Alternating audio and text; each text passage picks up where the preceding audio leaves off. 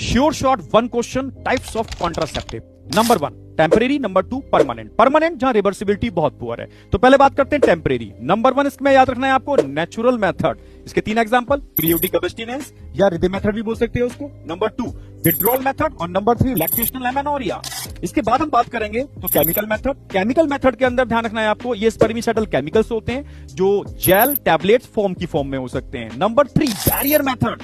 Barrier method में condom और female condom यानी फेमिडोम, ये 2 मेथड ऐसे हैं जो एसटीडी और एड्स से भी प्रोटेक्ट करते हैं। इसके अलावा डायफ्राम, सर्विकल कैप और वॉल्ट जो रिवर्सिबल बैरियर मेथड होते हैं। देन इसके बाद बात करते हैं intra uterine device, IUD. IUD are 3 type, भाई इनर्ट या non medicated. Example Lippes, loop. Number 2 याद रखना है आपको यहां पर copper releasing intra uterine device. Example copper T. और अगला याद रखना है hormone releasing intra uterine device, यानी एग्जाम्पल 2 ही हैं, एक तो प्रोजेस्टा 60 और एलएनजी 20। देन इसके बाद हम आते हैं oral contraceptive pills. Oral contraceptive pills menstrual cycle के 5th डे से स्टार्ट करते हैं और 25th डे तक लेते हैं। टोटल 21 टैबलेट्स होते हैं। कितने दिन ये नहीं ली जाती? 7 डेज इनको नहीं लेते, उसकी जगह हम आयरन पिल से इसको रिप्लेस कर देते हैं। क्लियर है? फिर हम बात करते हैं injectable contraceptive device. Injectable contraceptive device को आपको याद रखना है डिम्पा, ठीक है। इसके अंदर मॉडिफाइड हम प्रोजेस्टेरोन इंसर्ट करते हैं जिसको हम डिपो-प्रोवेरा बोलते हैं, ठीक है। यस।